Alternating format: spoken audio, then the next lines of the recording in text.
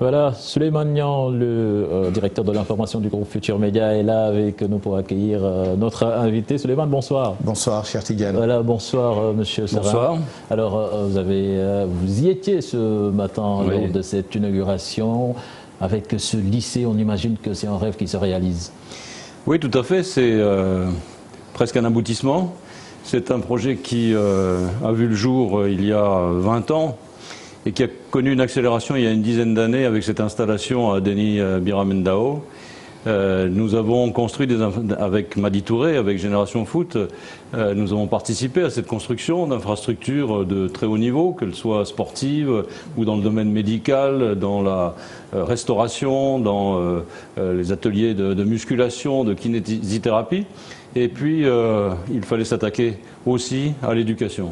Nous avons rencontré des problèmes logistiques pour copier les modèles européens qui font appel aux établissements de la région et donc nous avons décidé de construire un lycée d'enseignement général et de formation professionnelle. Aujourd'hui, c'était un très grand jour. C'était pour nous un devoir. C'est un plaisir aussi d'être ici. Quelque part, c'était une nécessité. Oui, c'est une nécessité. Vous savez, dans les centres de formation de haut niveau, chaque année d'âge, il y a une quinzaine, une vingtaine de joueurs qui sont recrutés. 3, 4, 5 de ces joueurs vont devenir des footballeurs de très haut niveau.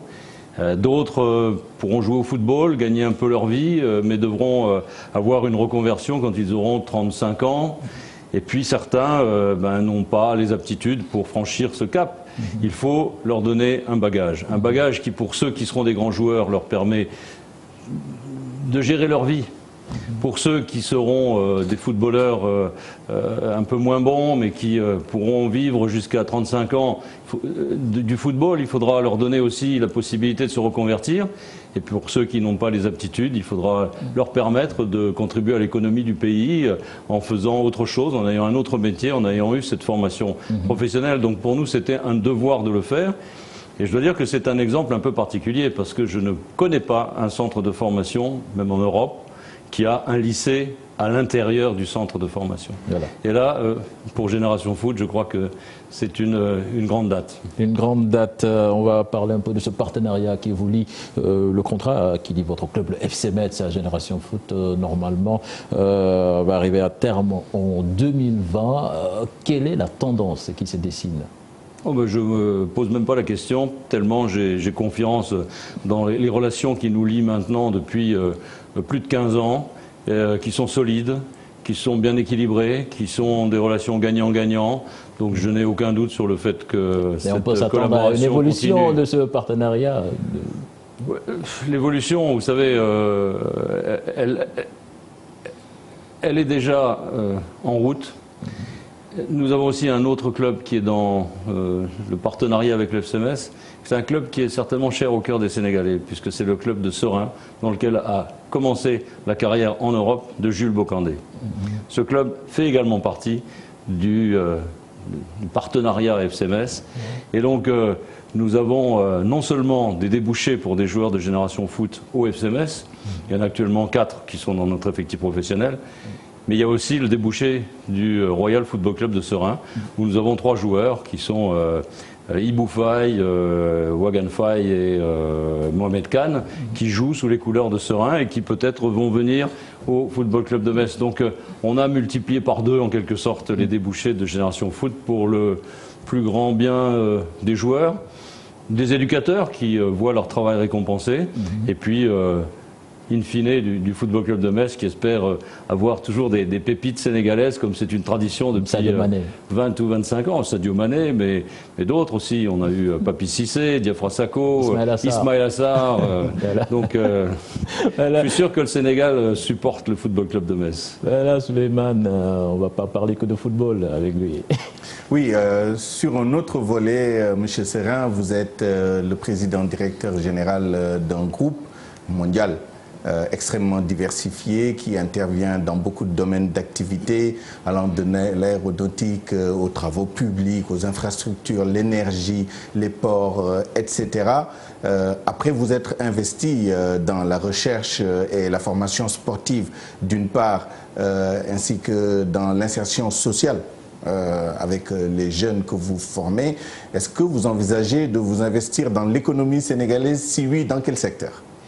Oui, c'est vrai que je suis l'actionnaire et le dirigeant, le président d'un groupe de dimension mondiale qui est d'ailleurs bicentenaire, donc qui a une longue tradition. Qui s'appelle Cockerill Maintenance et Ingénierie. Oui, CMI, Cockerill Maintenance et Ingénierie. C'est John Cockerill qui a fondé ce groupe en 1817.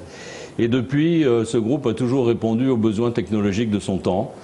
Les locomotives à vapeur, les bateaux à vapeur, les moteurs diesel. Aujourd'hui, nous sommes sur différents secteurs d'activité qui peuvent intéresser les pays africains, le Sénégal en particulier. Nous sommes d'ailleurs déjà au Sénégal, puisque nous faisons partie du consortium qui a construit la liaison ferroviaire entre l'aéroport et Dakar.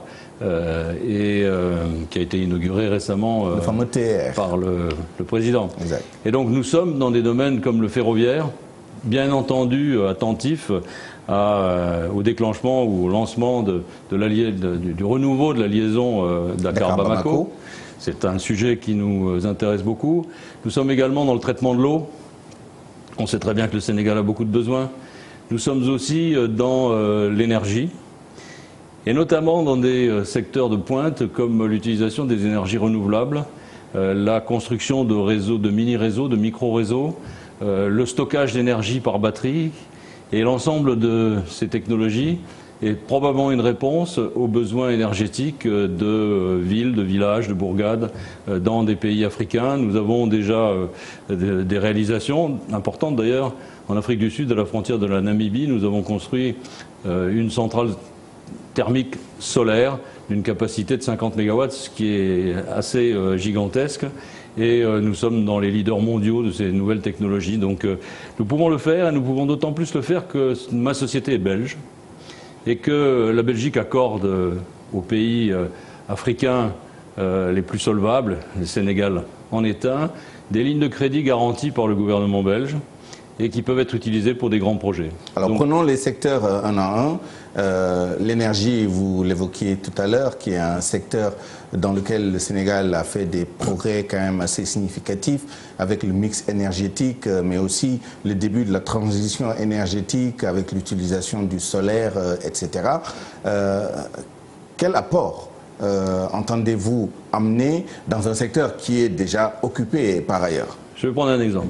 Nous avons développé en Europe un prototype qui est le plus grand d'Europe, qui est un prototype de 2 MW pour montrer ce que l'on peut faire avec de l'énergie solaire, avec des batteries. Parce que pour éclairer les rues la nuit, ce n'est pas les panneaux photovoltaïques qui vont le faire. C'est parce que l'on aura stocké l'énergie dans des batteries et qu'on pourra la restituer la nuit.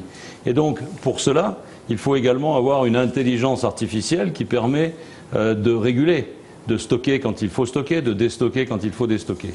Nous avons un prototype qui est le plus grand d'Europe.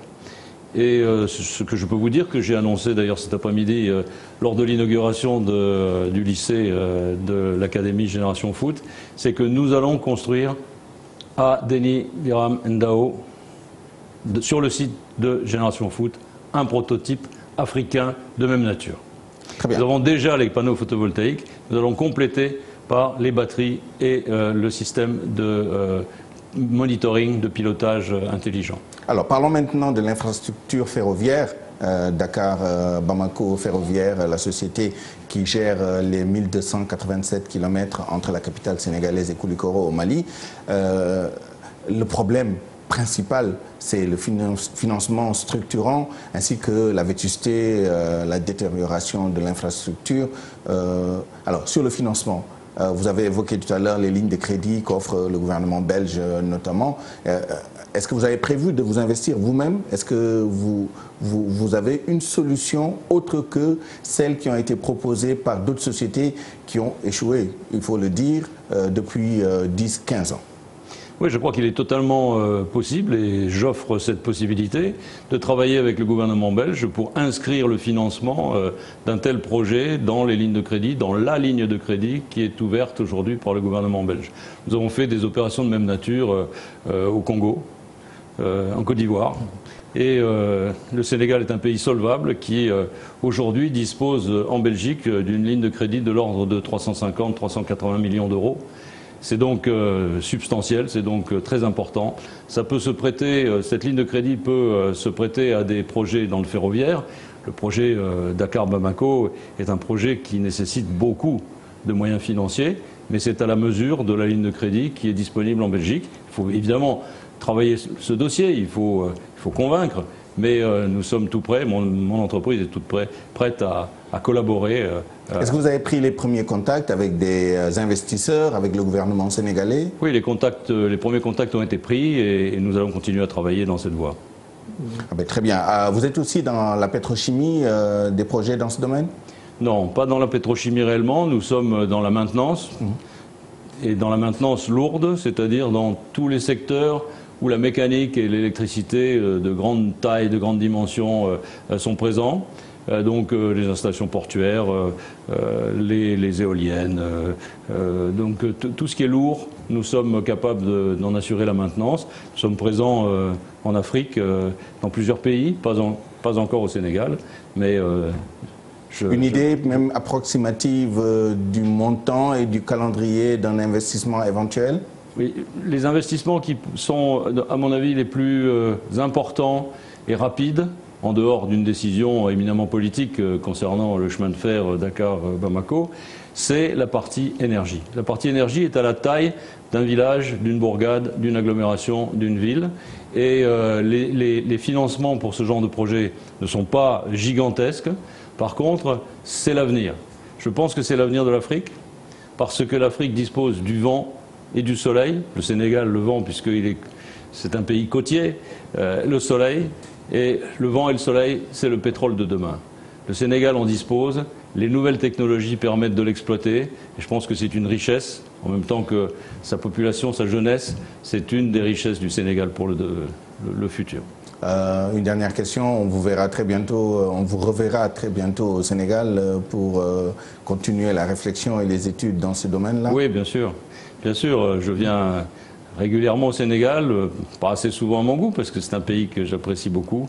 Et je compte bien, si nous avançons dans ces grands projets, rendre visite à nouveau à la capitale et rencontrer les décideurs sur ces différents sujets. Merci à vous, Bernard Serra. Voilà, merci Souleymane. Nous rappelons que Bernard Serra est le président du FC Metz, justement, le FC Metz tout proche de retrouver la Ligue 1 française. Quand même, à un moment donné, il faut arrêter de faire l'ascenseur. Oui, bien sûr. On voudrait la retrouver, on n'est pas loin de la retrouver. À 9 matchs de la fin, on a 11 points d'avance, un goal average très favorable. Donc on y est presque. Et si on y arrive, il faut que ça dure. Il faut qu'on reste en Ligue 1 durablement. Les deux meilleurs buteurs sont sénégalais. Oui, bien sûr. Brahim Niane et Diallo. Habib Diallo, Ibrahim Niane sont les deux meilleurs buteurs du club. Ils nous apportent beaucoup cette saison.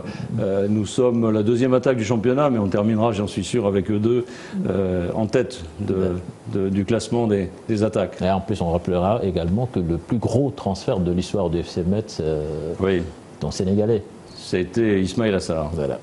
Voilà. Merci Monsieur Serra, c'était un plaisir de vous recevoir dans cette édition. Merci à vous également Souleymane Niang. Prochain rendez-vous pour l'information, ce sera à 0h avec le tout en images. Excellente suite de programme en compagnie de la télé Futur Média. Au revoir.